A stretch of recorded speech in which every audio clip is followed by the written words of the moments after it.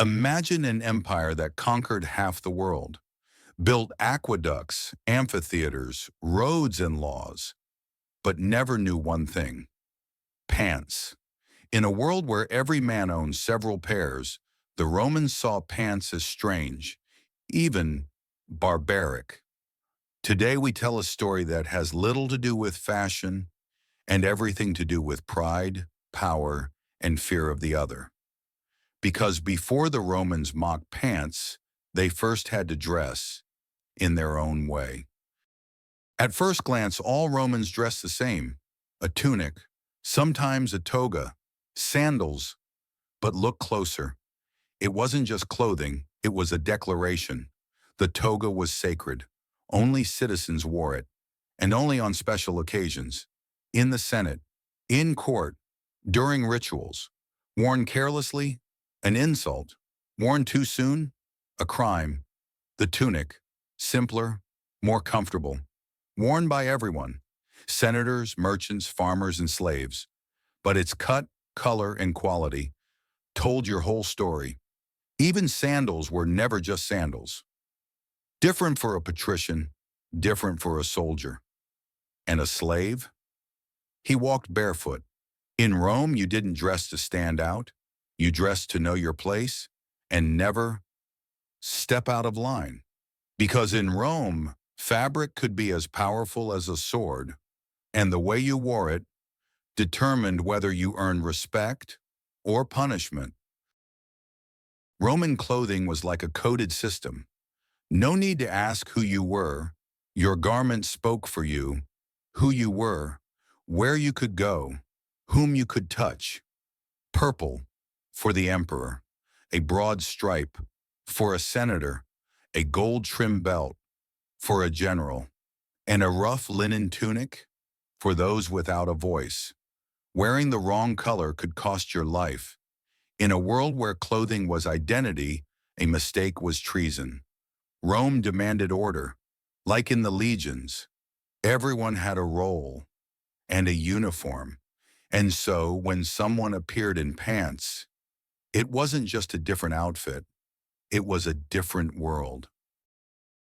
To Romans, pants weren't just foreign, they were hostile, worn by those who didn't speak Latin, who didn't know the law, who didn't know Rome. Gauls, Germans, Parthians, all wore pants, all, to the Romans, dirty, wild, uncivilized, and all dangerous. The Romans looked down on them. Their clothes were different, their language was different, and their legs covered. Roman propaganda didn't need words. A barbarian in pants was enough: dirty, dangerous, too close to the borders of civilization. The toga meant civilization, pants meant chaos. In that one contrast, the whole empire was defined.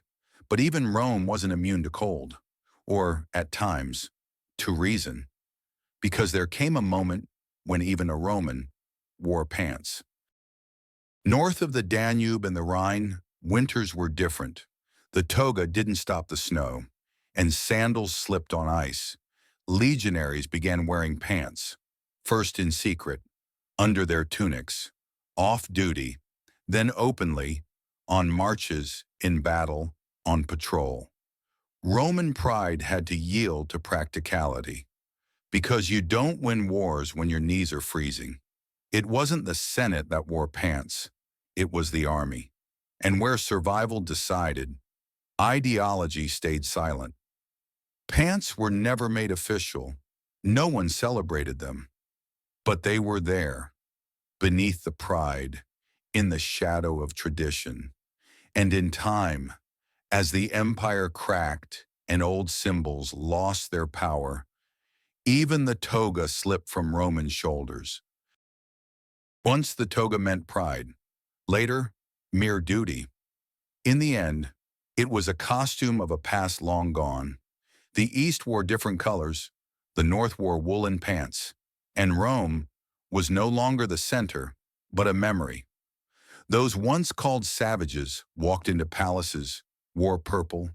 Their pants no longer shocked anyone. The toga slipped without a sound, like dust from a column, like an idea that lost to time. But the question remains.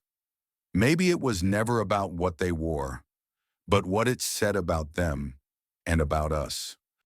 The Romans didn't wear pants, not because they couldn't, but because they didn't want to be someone else.